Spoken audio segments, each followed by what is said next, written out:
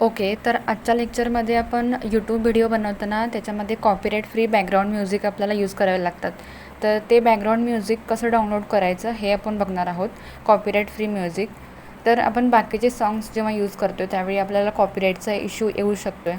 तर हे जेव्हा आपण कॉपीराईट फ्री म्युझिक यूज करतो त्यावेळी आपल्याला कॉपीराईटचा इश्यू येत नाही, कारण यूट्यूबनंच आपल्याला हे रिकमेंड केलेलं आहे म्युझिक वापरायला.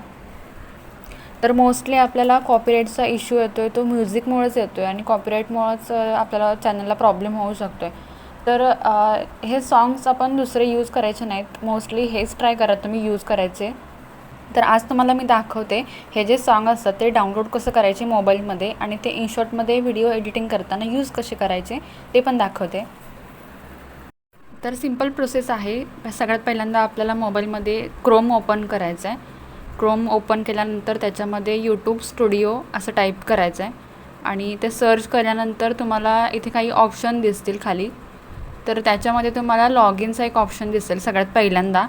तर त्या लॉग इनच्या ऑप्शनमध्ये क्लिक करायचं. तर त्याच्यानंतर तुम्हाला असं इंटरफेस ओपन होईल. म्हणजे तुमचा जो यूट्यूब स्टुडिओ आहे तो डेस्कटॉप मोडमध्ये ओपन होईल. त्याच्यानंतर लेफ्ट साईडला इथे काही ऑप्शन दिसतात आपल्याला. तर त्याच्यातला लास्टचा जो हा ऑप्शन आहे लायब्ररीचा, तर त्याच्यावरती क्लिक करायचं आहे. तर ऑडिओ लायब्ररीवरती इथं क्लिक केल्यानंतर अशा प्रकारे इंटरफेस आपल्याला ओपन होतो आहे. तर हे सगळे सॉन्ग ओपन होतात आपल्याला. तर हे सगळे सॉन्ग जे आहेत ते क्रिएटरसाठी यूट्यूबनं रिकमेंड केलेले आहेत. म्हणजे हे सॉन्ग तुम्ही क्रिएटर असाल तर वापरू शकताय बॅकग्राऊंड म्युझिकसाठी तुमच्या व्हिडिओमध्ये. तर अशा प्रकारे हे सगळे सॉन्ग आहेत. खाली पेज दिसतात आपल्याला. हे सॉन्ग तुम्हाला नाही आवडले तर नेक्स्ट पेजवरती तुम्ही इथं क्लिक करून नेक्स्ट पेज ओपन करू शकताय. असं भरपूर सॉन्ग आहेत, तुम्ही सर्च करून तुम्हाला जे आवडेल ते सॉन्ग डाउनलोड करू शकताय. तर इथून हे डाउनलोड कसं करायचं ते दाखवते. सगळ्यात पहिल्यांदा इथे क्लिक करायचं आहे आणि ते सॉन्ग प्ले करायचं आहे आपल्याला.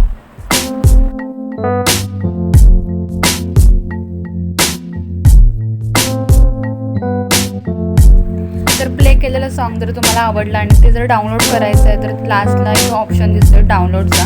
तर त्याच्यावरती सिम्पली क्लिक करून आपल्याला ते सॉन्ग डाउनलोड करायचं आहे. तर सॉन्ग डाउनलोड झालेलं आहे. तर ते इनशॉटमध्ये कसं यूज करायचं ते तुम्हाला दाखवते.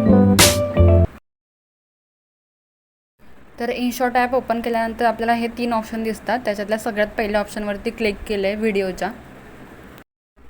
त्याच्यानंतर न्यू सिलेक्ट केलं आहे आणि ह्याच्यामध्ये तुम्ही फोटो किंवा व्हिडिओ काही पण सिलेक्ट करू शकता बॅकग्राऊंडसाठी. ते मी फोटो एक सिलेक्ट केला आहे आपल्या ॲनिमेशन कोर्सचा. तर त्याच्यामध्ये 16:9चा रेशो सिलेक्ट केला आहे कॅनव्हासवरून आणि त्याच्यानंतर हे म्युझिकवरती क्लिक करायचं आहे आपल्याला आणि माय म्युझिकवरती क्लिक करायचं आहे. तर आता जस्ट डाउनलोड केलेलं हे सॉन्ग आपल्याला दिसतं आहे. त्याच्यावरती क्लिक करून प्ले करूया. तर अशा प्रकारे आपण कॉपीराईट फ्री म्युझिक डाउनलोड करून ते आपल्या व्हिडिओ एडिटिंगमध्ये ॲज अ बॅकग्राऊंड म्युझिक म्हणून वापरू शकतो आहे. तर हे सॉन्ग जे आहे ते आपण त्याचं व्हॉल्यूम कमी जास्त करू शकतो आहे. जर तुम्ही स्वतःचा तुमचा व्हॉईस ओव्हर करणार असाल तर हा म्हणजे साऊंड कमीच ठेवा बॅकग्राऊंड म्युझिकचा.